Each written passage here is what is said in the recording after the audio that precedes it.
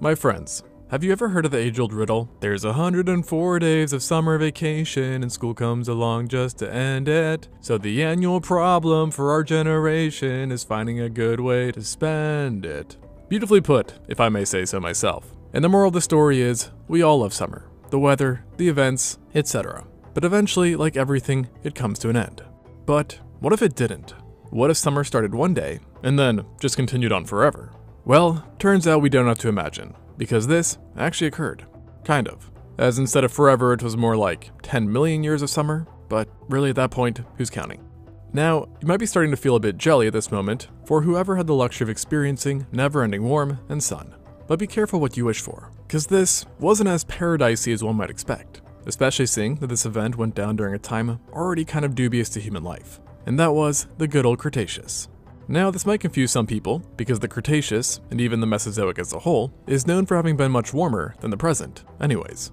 But during this event, things got abnormally hot even for the dinosaurs, and this strange episode of time is now referred to as the Cretaceous Thermal Maximum, or as I like to call it, the longest summer in Earth's history.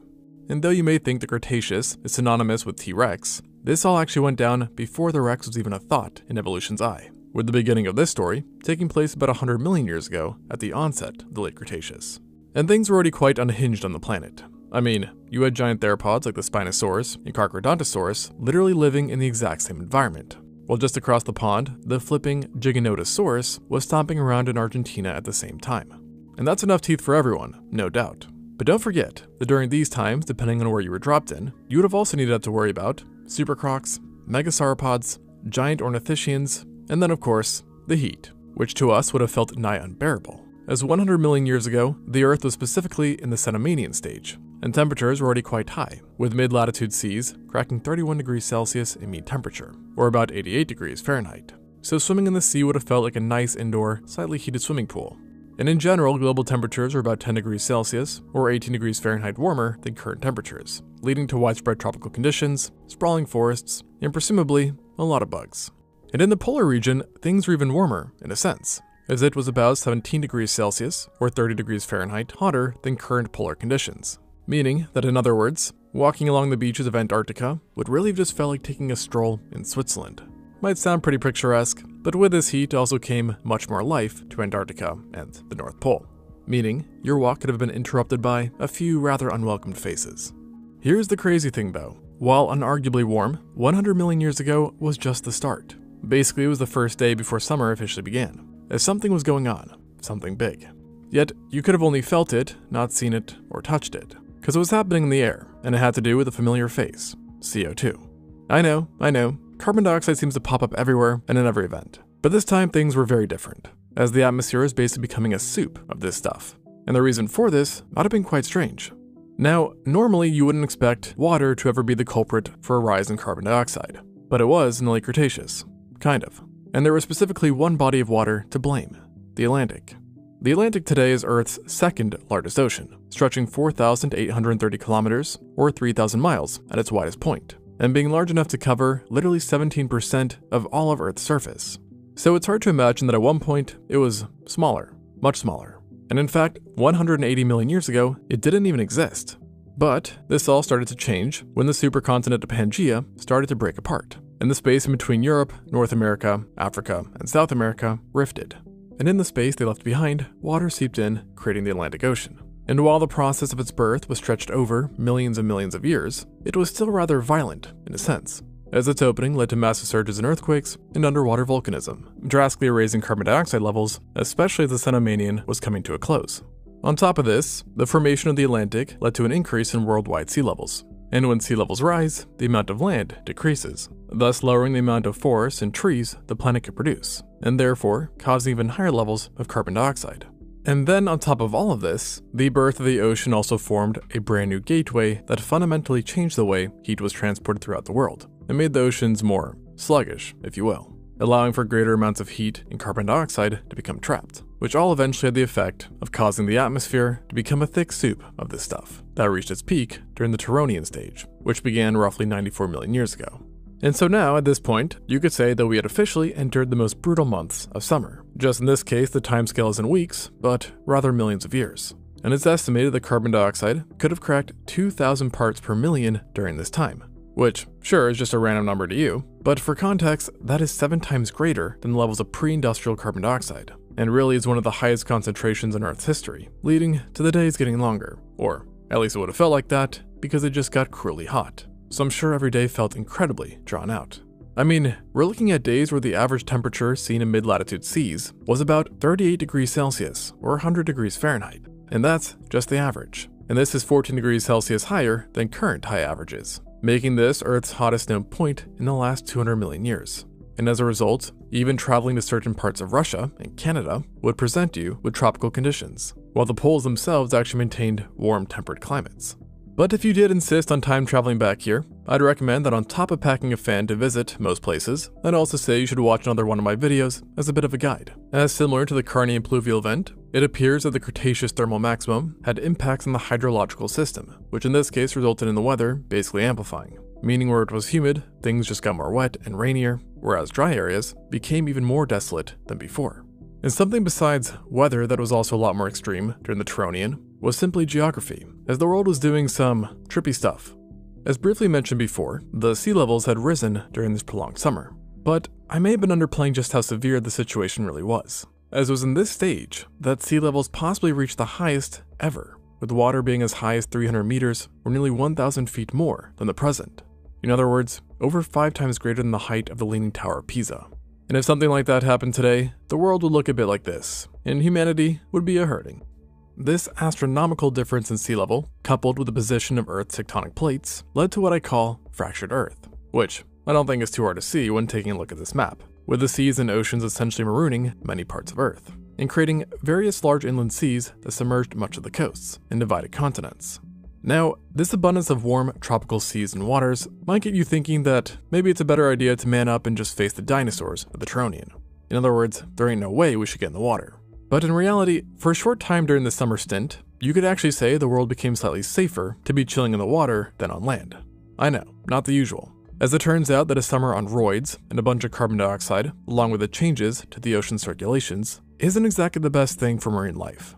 You may be surprised to hear this, but we might actually have this event to thank for the lack of certain monstrosities in the water, as there were 2 very iconic groups of marine reptiles that had trouble enduring this mega summer.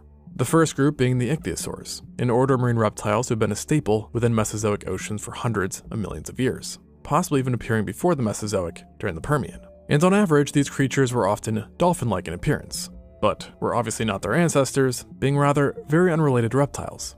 But like dolphins, they were hugely successful all over the world, expanding in just about every niche possible, while also hitting most size achievements too, with some being tiny and others being on the scale of large whales.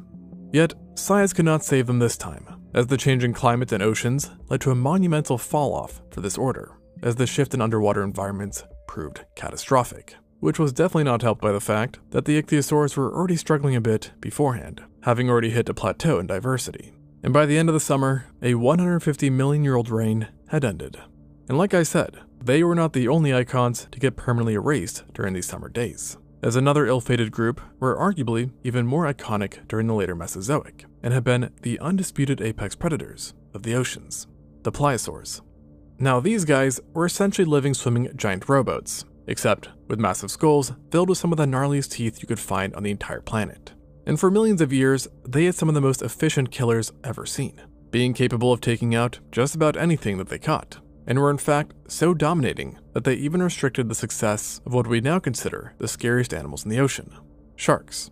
But just like the ichthyosaurs, it seems like too much summer wasn't all too great for the pliosaurs, and they slowly withered as a group, becoming less diverse and smaller until there were simply none left. Possibly a combination of the changing ecosystems, and maybe the fact that one of their main food sources, the ichthyosaurs, were obviously going extinct as well. But before you grab your swimsuits and take a jump into these warm waters, expecting it to be completely safe, I must warn you, because the Cretaceous thermal maximum may have burnt some marine animals, no pun intended, but it failed to phase others. In fact, one group of thalassophobia-inducing creatures may even have this event to thank for their eventual comeback, and that would of course be the sharks I just mentioned. It may be hard to imagine this because of how scary they are now, but at one point, namely before the thermal maximum, this lot hadn't been doing too well, bowing down to not only the pliosaurs, but also others. Yet, the long summer lended them a merciful hand, reducing competition and therefore increasing their overall diversity. And unfortunately, it also seems like sharks were seriously hitting the gym at this point too, bulking up to sizes not seen in close to 100 million years before the Cretaceous. And this in turn led to things like the Cardibiodon, a type of mackerel shark that prowled the waters near and around Australia, North America, England, and Kazakhstan. And it was probably one of the first sharks to become an apex predator in those days, and fully matured individuals would have reached up to 5.5 meters or 18 feet in length, similar to a large great white. And not only was it similar in size, it actually kind of looked like one too, possessing a similar body shape, with the main difference being that it had a stubbier head and different teeth, which by the way were still very, very lethal, being razor sharp and robust, which is believed to have allowed it to tackle a range of plesiosaurs and other marine reptiles. Ironically though, while swimming to this guy would spell trouble, it wasn't actually the biggest fry around. No, that title went to the Cretidus, a relatively unknown shark that was actually one of the largest to have ever lived, period. Found within the western interior seaway in various parts of Africa, Europe, and Asia, this fish was also a mackerel shark, albeit one very big mackerel shark, as in some cases, it could reach up to 11.28 meters or 37 feet long, while weighing multiple tons. So, at the very least, this thing would have appeared bigger than a whale shark, and it was absolutely meaner than one too, having not only blade-like teeth, but a body plan akin to that of a tiger shark, with the sole differentiator, besides the overall size, being a much larger head, relatively speaking, as well as some absolutely ridiculous jaws, which allowed it to eat other giants, and in some cases, armored prey, such as marine turtles, that were even found in one specimen's stomach. And actually, speaking of turtles, this seems to be another group that benefited from the thermal maximum, leading to multiple species whose shells alone were longer than the average NBA player. And stepping back into the thalassophobia area once more, we absolutely cannot forget the Cratoxorhina, a legendary menace of the western interior seaway that popped up around this time as well. And then we also have the less scary, but more off-putting, Aquila lamna, which was also a shark, even though yes, that's hard to believe, seeing those unusual wing-like fins that aided in underwater propulsion. Don't worry too much though, because while coming face to face with one of these guys would surely be shocking, it would not be that interested in you, as it had quite the odd face structure, which seemed much better gulping down plankton than tearing flesh off a megafauna. Though, I do admit that seeing one of these guys would certainly be unsettling and probably bad for my heart. So yeah, overall, while this event did get rid of some thalassophobia-inducing creatures, it did add quite a few new ones, and this unfortunately for any scuba divers was not limited to sharks, as another group that seemingly got a major boost were the mosasaurs. Now, these guys need no introduction, being just about the most iconic group of marine reptiles from the entire Cretaceous. And it's actually here that they got their start, or at least might have, as in the wake of the ichthyosaurs and pliosaurs taking a monumental beating, the mosasaurs seem to have heavily diversified and radiated, with actually the oldest fossils classified to this family having come straight from the Turonian. But unlike some groups, it wouldn't take these guys a long time to get moving, and during the Cretaceous thermal maximum, you would have already needed to watch out for multiple early mosasaurs. Some would have been able to nibble on you, like the tiny Dallosaurus, or slightly larger, Cerebosaurus, but then there were a few that could have actually caused some serious damage, like for example the Tethyosaurus, a member that was about as long as a bull shark and had a mouth filled with nasty, nasty teeth. And though it was indeed a mosasaur, you might have mistaken it for an oversized, hungry, strange Komodo dragon, given its limbs. Not as if it would really make a difference though, in terms of what would happen if you swam into one. However, while this guy was certainly scary, we are still in the minor leagues, so you could say, as there was also the Jaguarosaurus and Ankylosaurus, two mosasaurs that cracked 3 meters or 10 feet long. And actually, the Jaguarosaurus, based on recent finds, might have even measured a massive 9 meters or nearly 30 feet. A whole lot of reptile.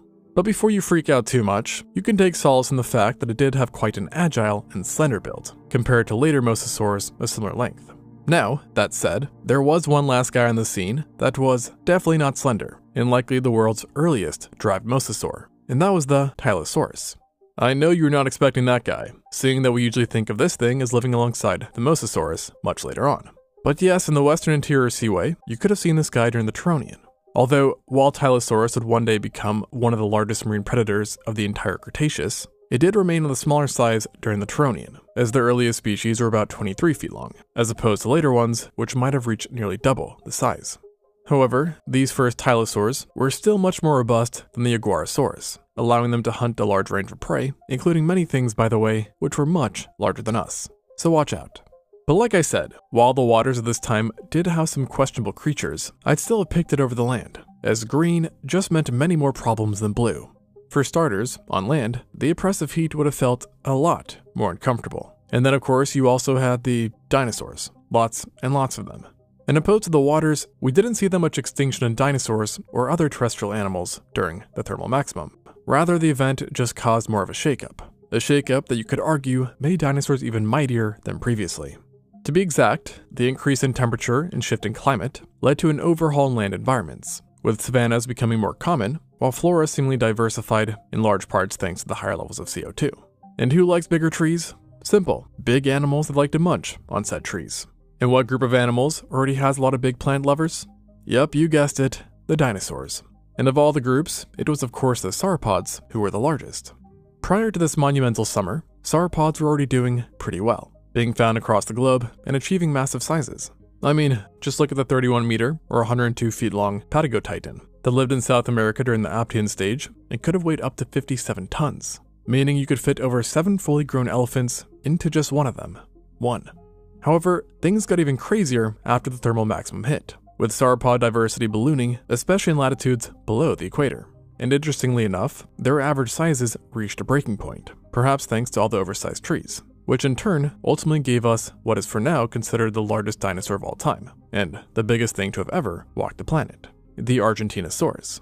Saying this thing would have been a sight for sore eyes is putting it lightly, no pun intended. And given its name, you can tell that it would be in Argentina where you found this behemoth of an animal. For now, it's believed that the adults of this genera could have reached a whopping 80 tons and 36 meters or 118 feet long. And this, my friends, is the estimate based on uncontroversial and substantial evidence, meaning that there are actually higher estimates out there that come from more fragmentary remains. But let me tell you, even at this quote-unquote conservative size, 80 tons is still absolutely absurd. That's like 2 tanks stuffed into one living creature, a creature that has somehow maintained its ability to walk. Or another way to think about it is that the Diplodocus is one of the most famous sauropods ever, and obviously a giant, and yet was still such a small fry compared to the Argentinosaurus that you could have fit 6 of them into just one Argentinosaurus. Now, imagine a whole herd of them stomping around. Yeah, it would have been literally insane, and they absolutely had a massive role in actually shaping their ecosystem, just like elephant herds do today, except on a much, much bigger scale. However, ultimately, while the largest, the Argentinosaurus was just one of numerous sauropods that occupied the planet and benefited from the thermal maximum, with multiple being known from Australia, Asia, and others that lived alongside the Argentinosaurus in South America. Yet, admittedly, none really came close to rivaling this guy in size. But overall, still a good time to be a sauropod, and like I said, the diversity shot through the roof. But with that said, some bad news tied to this was that their increase in diversity also increased the diversity of what might have eaten sauropods. In other words, theropods, as they too experienced an increase in diversity in lower latitudes, resulting in some pretty ferocious faces. I mean, just in Argentina alone, there was not just 1, but 3 very large theropods that stalked the lands, all being Carcharodontosaurids, a vicious family of theropods with unusually very sharp, highly serrated teeth that could cause catastrophic bleeding and tissue damage. And the 3 defined genera that I'm referring to was the Mapusaurus, Meraxes, and Taravenator, all being well over 4 tons and making each of them more than 4 times the size of the maximum recorded polar bear. And that's just the minimum, as the Mapusaurus and Taravenator could both be closer to 6 tons and measure 12.6 meters or 41 feet long, making them both among the largest theropods ever discovered. And it was these guys that might have been the hunters of the largest animals to ever walk, even possibly in some cases utilizing pack hunting, as there has been some evidence of large Carcharodontosaurids being excavated in multiple numbers. Although, even if this was the case, researchers still think that a healthy, fully adult Argentinosaurus was probably too much of a mouthful for any predator. One thing I can say for sure though, is that I would not want to be around any of these guys, and by extension, prehistoric Argentina. And that's all before considering the fact that there was still a plethora of other theropods that would have absolutely loved to snack on you. And this included a 6 meter or 20 foot long Megaraptoran dubbed the Aeonaraptor. And by now you should know that this spelled trouble, as this kind of theropod killed in just about the worst way possible, likely skewering prey with their massive frontal claws and then eating it like a shish kebab. And given its size, it definitely had no problem in lifting up human-sized creatures. To go along with this, abelisaurids seem to be thriving in the area as well, being represented by 3 different kinds: the Tralcosaurus, Elocalacia, and Scorpiovenator. And get this, all 3 of these abelisaurs were similar in size to the Megaraptoran, being about 20 feet or 6 meters long. but were a bit lighter, coming in at just under 1 ton. And they also, of course, lacked those giant arms and claws, instead actually having what looked like sausages for hands. But before you dare laugh at them, keep in mind you do not need arms to be highly lethal, and each possessed a robust, shortened head that is attached to powerful neck muscles and adorned with wrinkled and serrated teeth, which all combined resulted in a very effective bite and hold tactic, which they used to subdue prey, with some studies even suggesting that this family evolved their odd shapes and traits, partly due to specializing in hunting sauropods. And they, along with the Carcharodontosaurids, do seem to have been the trendy theropods during this summer stint, being found in most locations, even outside of South America. Yet, thankfully their size and diversity, just like the sauropods, was a bit lessened once you left the continent, possibly the result of South America's specific latitude. However, what did seem to be missing from the south that was thriving elsewhere was 2 other groups of theropods, strange ones at that, as I am talking about Therizinosaurs and Oviraptorans. Now, both groups had already long existed by this point, but each experienced a boost of sorts during the Turonian. For the Therizinosaurs, this is mainly reflected through the number of existing genera, with multiple kinds living at the same time, including the Nothronicus and Stegnosaurus. It was actually a rather large Therizinosaur that could crack 4 metric tons, making it larger than even Allosaurus. But no need to worry too much, as these guys are pretty friendly. Well, at least in the sense that they were herbivores based on the shape of their teeth. They might have instead used their large claws for raking leaves, display, or perhaps defense, but definitely not for hunting. Meanwhile, the Oviraptorans got sizey too, and in a way, even more so. As opposed to the Therizinosaurs, it was during the Cretaceous thermal maximum that we actually got the largest Oviraptoran of all time, a genus who is aptly named the Gigantoraptor. Now, this theropod was essentially an oversized ostrich, which you might have run into if you traveled to Turonian Mongolia, which at the time was a mix of very humid forests and floodplains, plus some pockets of more semi-arid environments. And it was here that the Gigantoraptor resided. And what was interesting about this guy is that while it wasn't larger than, say, the Stegnosaurus, it was crazily massive for an Oviraptoran, with the largest specimens measuring 26 feet or 8 meters long, and standing 3.5 meters or 11 feet tall at the hip, making them about as tall as a giraffe, but much heftier, weighing about 8 tons, so basically the equivalent of 8 ostriches. And this is super nutty because the next largest of its kind that we know of is literally 35 times smaller. So obviously that vitamin D seemed to be doing something. But then it also leads to the more serious question of what changes when an Oviraptor blows up this much? And the answer is unsurprisingly diet and lifestyle changes. As of all the kinds of Oviraptors, the Gigantoraptor had by far the deepest beak and the sharpest shelves in terms of its dentary, meaning that it could technically have processed both plant material and meat. And then when you add in the fact that given its large size and therefore high energy needs, it's presumed that this guy would have actually been an omnivore that specifically was more generalistic in nature, eating just about whatever it could take down, moving or not, which played quite well into its environments, seeing that the environments was, like I said, a mix of different biomes, and therefore there could have been many different snacks to choose from. So overall, clearly theropods did quite well for themselves during the thermal maximum, and even tyrannosauroids could be found worldwide. Although, at this time, they did remain mainly small predators, for the time being. However, we can't forget that along with sauropods and theropods, you also had ornithischians. I mean, these guys were everywhere, and they too were majorly impacted by the new heat and changes the world saw. Now what is quite interesting about them is that while theropods did see increased diversity where sauropods were found, it was actually with ornithischians that theropods had an even stronger correlation, especially in the northern hemisphere, where both groups had massive spikes in the number of species, whereas sauropods did weaker up here. In the case of the ornithischians, this resulted in a plethora of new ankylosaurs, ceratopsians, and of course hadrosaurs sprouting up. Asia in particular seemed to be quite the hotspot, no pun intended. And we see that within the Gigantoraptor's environment and surrounding areas, that a multitude of other dinosaurs lived, such as the Bactosaurus, Gilmoriosaurus, and while in China, multiple Ankylosaurinae and Ceratops were found, similar to the situation in North America. And so, overall, I think it's pretty safe to say that this extended summer ended up playing a huge role in the evolution of dinosaurs, and really, life on Earth in general. So the next time that you hope summer never ends, maybe ponder if that's really what you want. Thanks for watching, and until next time on Extinct Zoo.